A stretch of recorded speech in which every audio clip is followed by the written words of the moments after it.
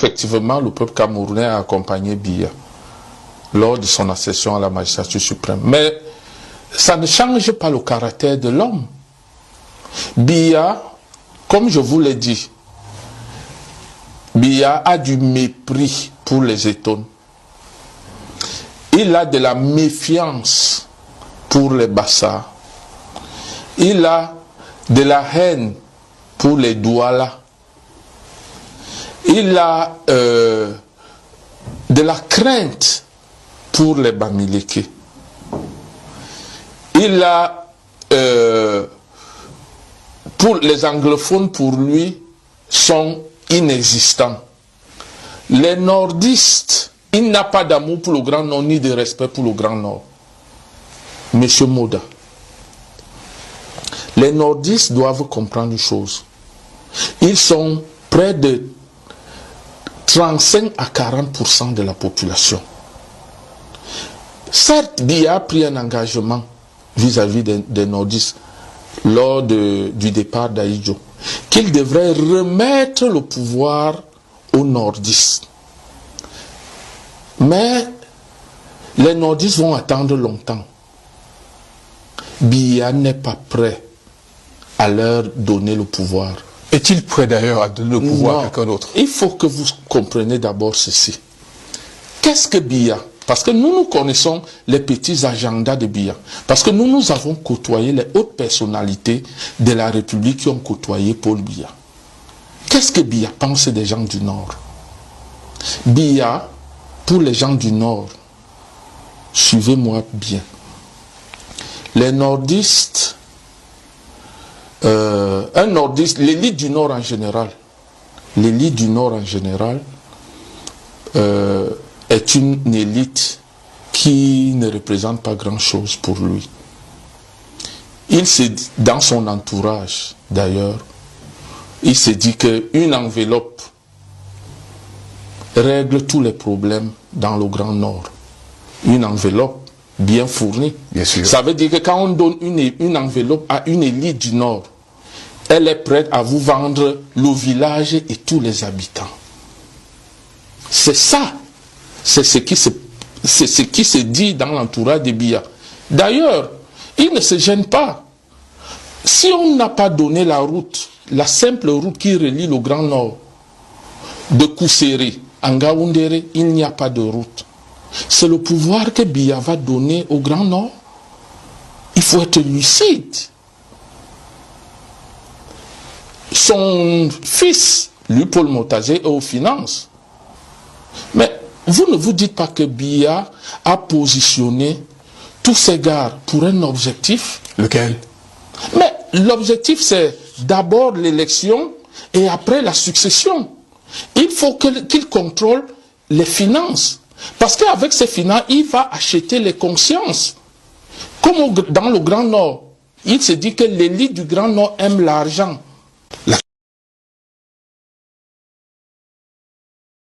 Pour Biya, les nordistes sont des gens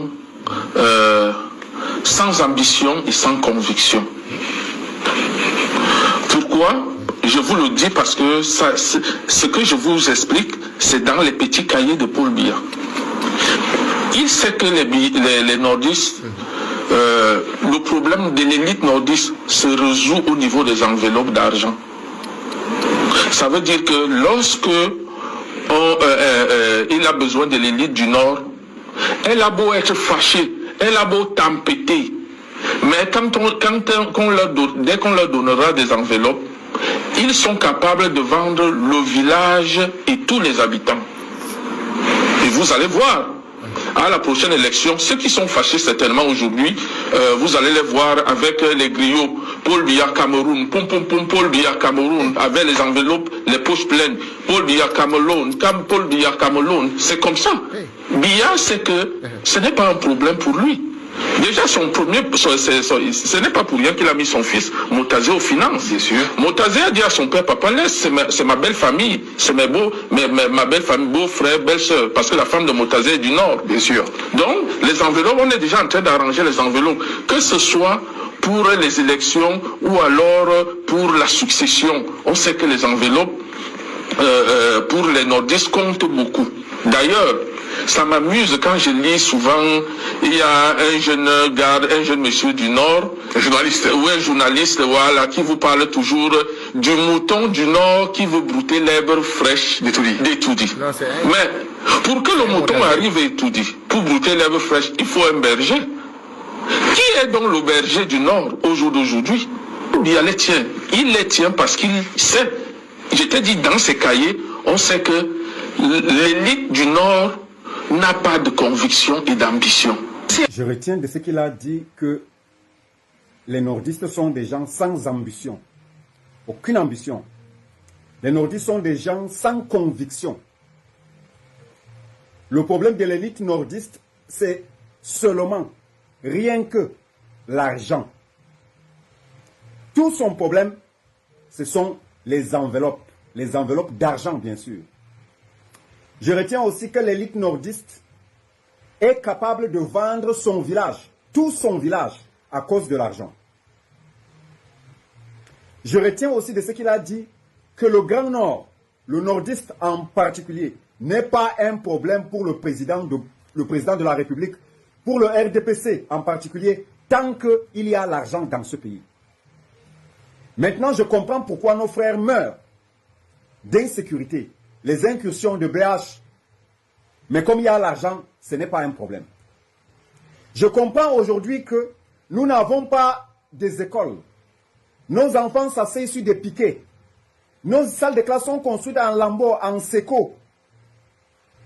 Et ce n'est pas un problème parce qu'il y a de l'argent. Je comprends aussi aujourd'hui qu'il n'y a pas de centre de santé. Nous ne pouvons pas nous soigner. Parce que cela ne constitue pas un problème pour le RDPC. Tant que l'élite du Nord n'aura pour seul objectif que l'argent. Je comprends aujourd'hui aussi que nous sommes appelés à raison, je dis à raison, un bétail électoral. Parce que justement, le problème de nordiste, c'est qu'il n'a aucune conviction. Et tout son problème se résume aux enveloppes d'argent. Je comprends aujourd'hui pourquoi certains considèrent que le Nord est surtout même pas un problème. C'est un bétail électoral, c'est le mouton du Nord, et toutes les appellations possibles. Il ne constitue aucun problème pour le RDPC. Je comprends aussi aujourd'hui que vraiment, le Nord a eu tous les ministères. Tous les ministères, les nordistes ont été nommés dans tous les postes ministériels. Que ce soit l'éducation, que ce soit la santé, que ce soit les travaux publics, que ce soit l'administration, que ce soit l'économie, que ce soit les finances. Mais malgré tout ça, rien n'a donné. Travaux publics, nous sommes parmi les derniers dans les routes. Finances, nous sommes les derniers à avoir de l'argent. Développement, nous sommes les derniers à être développés. Ça veut dire exactement que le type là a raison. Le problème du nordiste, c'est l'argent, ce sont les enveloppes. Et je comprends aujourd'hui pourquoi ce problème qui s'est passé à Kousséri là, les gars ont fait le bruit, les maires ont fait le bruit là-bas. Au finish, on nous les a présentés avec des enveloppes. Et puis, ils sont les premiers, ils étaient encore là, pendant que les choses chauffaient encore. Ils ont dit non, nous demandons au président Paul Biya, nous le soutenons, le RDPC reste jusqu'à la gare. Ce sont eux. Je comprends pourquoi certains de nos ministres prennent le courage de venir chez nous nous dire Paul Biya jusqu'à la gare. Parce que justement, ils se sucrent. Mais alors, mes frères, quand je vois des milliers de femmes derrière eux pour chanter, bon, je peux les comprendre aussi. Puisqu'on les a affamés, à cette heure-là, même si j'étais là, je pense que je devais réfléchir par 2 fois avant de ne pas m'engager avec eux. Justement parce que on a mis nos populations dans un état de misère, de pauvreté extrême, de faim et de famine, à tel enseigne que lorsque quelqu'un va venir avec 500, 1000 francs, vous allez d'abord prendre. Chers nordistes, qu'est-ce qui se passe dans nos têtes? Qu'est-ce qui se passe là-dedans? C'est le moment de dire non. C'est le moment de supporter la faim pour un moment.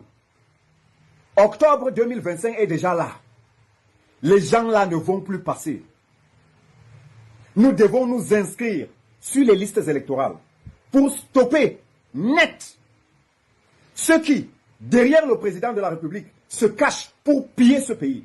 Ceux qui, derrière le président de la République, se cachent pour donner des enveloppes aux élites qui viennent vers nous, nous donner 500, 1000 francs pour payer nos voix. Nous devons arrêter ça net. On nous injurie partout. On dit que nous ne sommes rien. On dit que tout notre problème pour les élites là se résume aux enveloppes. Et le Grand Nord. Le Grand Nord. Il est temps de dire non. Il est temps de dire non. Qu'on ne nous trompe pas. Ce n'est pas le président de la République, son Excellence M. Paul Biya, qui serait encore en train de gouverner ce pays. Nous le savons tous. Il faut avoir les yeux fermés ou alors il faut avoir de la boue à la place du cerveau pour penser que lui tient encore les rênes de ce pays. Ce n'est pas possible. En tout cas, pour nous d'autres, nous sommes prêts. Nous sommes prêts. Ça ne passera plus. Je pense que vous devez négocier. Parce que ce que vous voulez faire là, va nous embarquer nous tous. Parce que ça ne va pas passer. N'essayez pas de nous intimider. N'essayez pas de passer par la violence. N'essayez pas, passons par les négociations. De vous à nous, restons autour d'une table, discutons. Maintenant, on sort comment? Nous, on va vous permettre de sortir par la grande porte. Même s'il est tard, on va quand même vous comprendre. Mais si vous continuez comme vous êtes en train de faire là, vous voulez foncer là, c'est qu'il n'y aura rien dans ce pays. Et je ne sais pas qui vous allez gouverner. Voilà ce que je tenais à dire. À mes frères nordistes, c'est le moment plus que jamais. Rejoignons massivement les partisans du changement du Grand Nord. Nous avons la possibilité de changer la donne. Et c'est une opportunité à ne pas manquer. Réveillons-nous, chers nordistes. Réveillons-nous. Les gens nous regardent. Le monde nous observe. Le pays a besoin de nous. Nos enfants, la postérité, a besoin de notre aide. À bon entendeur, salut.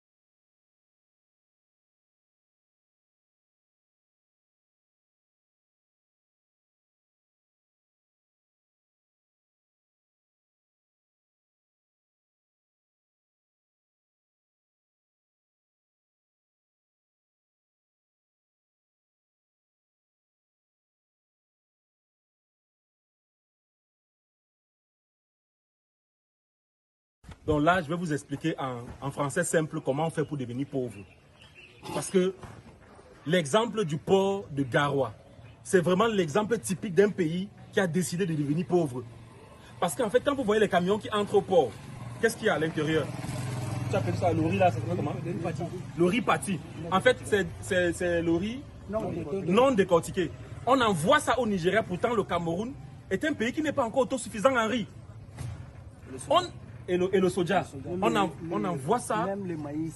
Le maïs, tout ça, ça va au Nigeria. Les sacs que vous voyez là, c'est des sacs de coton. Le coton va au Nigeria et vous savez ce qui revient ici? Les habits.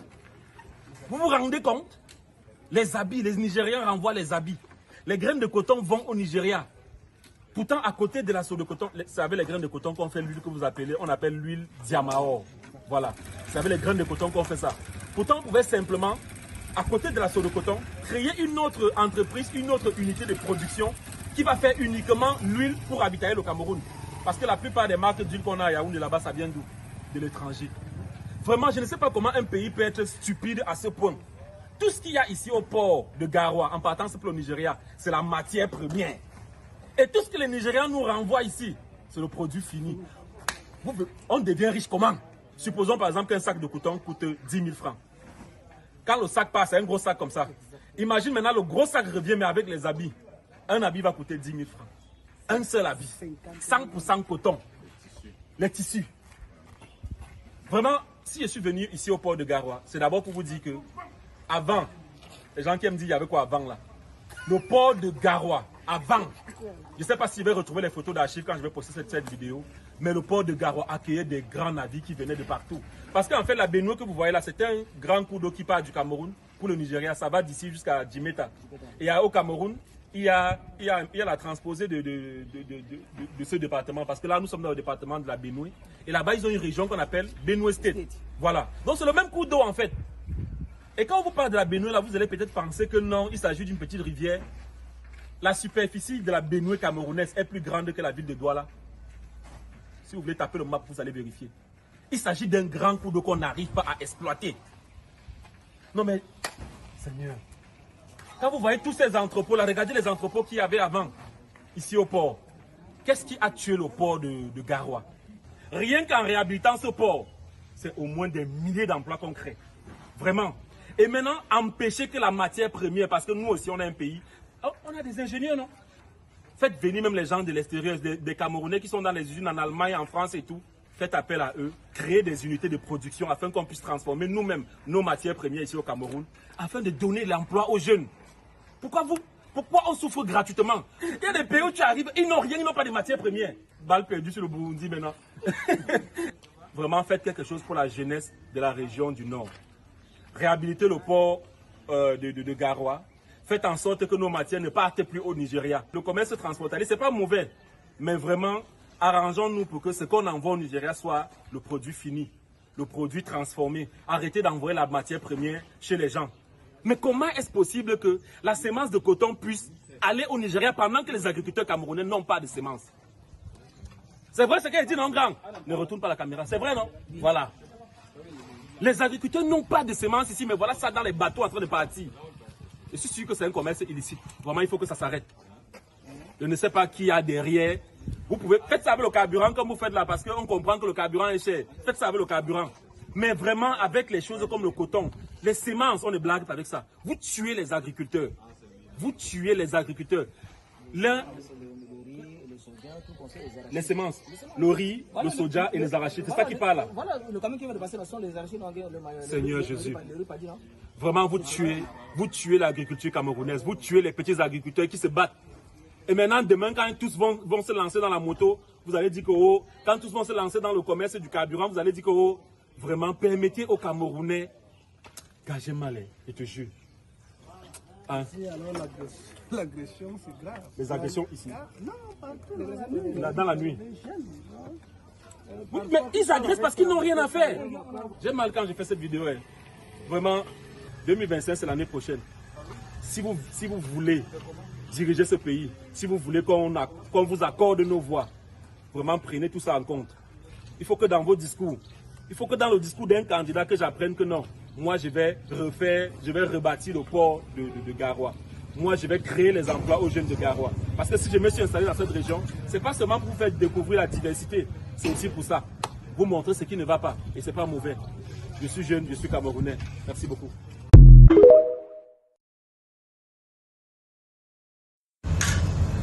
Je veux que vous écoutez cette vidéo-là pour comprendre qu'aujourd'hui le Grand Nord est réveillé et debout. Et le message passe. Nous au RDPC et ses alliés, Écoutez d'abord la vidéo. Bonsoir, Monsieur le Président. Bonsoir aux adhérents, membres de notre parti. Merci beaucoup. Morpa. Bien compétent pour discuter. Mais maintenant, honnêtement, Monsieur le Président, est-ce qu'il y a une rupture entre vous et le RDPC, entre Morpa et le RDPC? Honnêtement, s'il n'y a pas de rupture entre vous et le RDPC, la séance ici là doit cesser d'être à partir de maintenant. Ça, c'est ma première question. Excusez-moi, je suis moyen. Si vous venez au nom du RDPC, franchement, dégagez d'ici. C'est ce que je voulais dire. Non? Nous, on a besoin de rupture entre ce système-là. Je n'en veux plus, moi personnellement. S'il y a quelqu'un qui doit ajouter à mes propos quelque chose, tant mieux. Franchement, si vous venez au nom du RDPC, le FSNC, ou l'UNDP qui a mené nos parents, franchement, dégagez. Si c'est pour que le RDPC là, franchement, nous ne voulons pas, nous ne voulons plus franchement, plus jamais. Parce qu'ils s'attirent, on l'a déjà chassé là-bas, on ne veut même plus. C'est bon, on ne veut plus. Venez pour le RDPC. Ça, c'est ma première question. Ça, c'est ma première question. Ma seconde question, c'est que le parti même la date quand maintenant, c'est un parti. À voir vos discours, c'est un bon programme. Un programme de siècle. À moi, personnellement, c'est un programme qui m'arrange. Maintenant, le mot patate, vous serez candidat. Voilà les deux questions. On vous en prie. Merci beaucoup.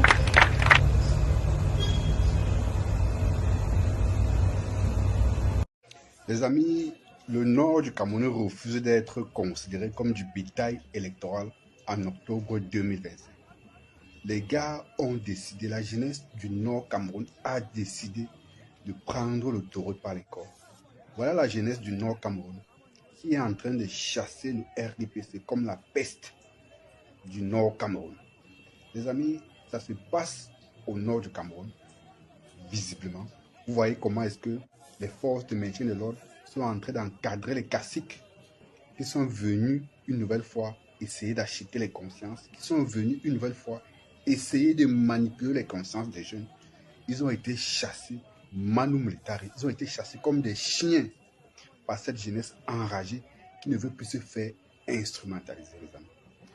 Voilà le résultat du combat que nous menons chaque jour que Dieu a créé dans les réseaux sociaux. Les jeunes sont plus que jamais avertis. Les jeunes sont plus que jamais prêts à se battre pour le changement. Comme nous ne cessons de le dire, 2018 n'est pas 2025. 2025 sera le tournant décisif. Et toute la jeunesse du Grand Nord a finalement compris que ils ont toujours été utilisés pour satisfaire les instincts égoïstes des caciques. Ils ont toujours été utilisés par leurs propres frères, les élites. Et au moment venu, ils n'ont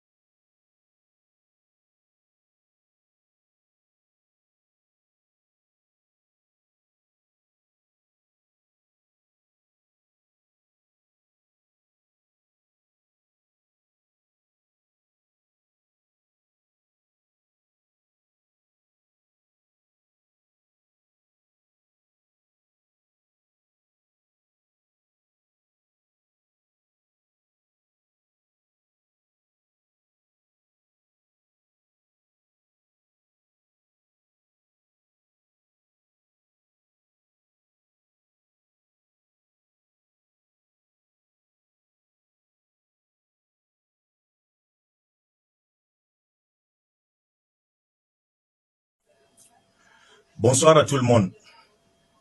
Vous savez, on ne dira jamais assez. Un homme nordiste, c'est un homme doué de toutes ses facultés. Certes, parmi ces hommes nordistes, il y a des sardinards caractéristiques.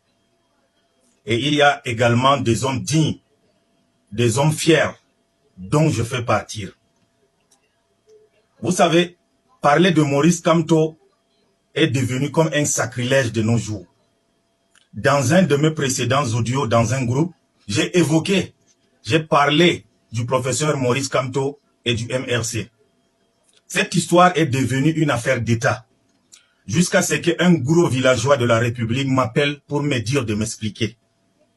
Vous savez, j'ai les principes. On peut tout m'empêcher. Mais personne ne peut m'empêcher la liberté d'opinion et la liberté de penser. Et cette vidéo, c'est pour faire en sorte que ceux-là sachent que j'assume ce que j'ai dit. Avant que le professeur Maurice Kamto soit président du MRC, le président Kamto est camerounais. Avant que le professeur Maurice Kamto devienne Bamileke, il était d'abord camerounais.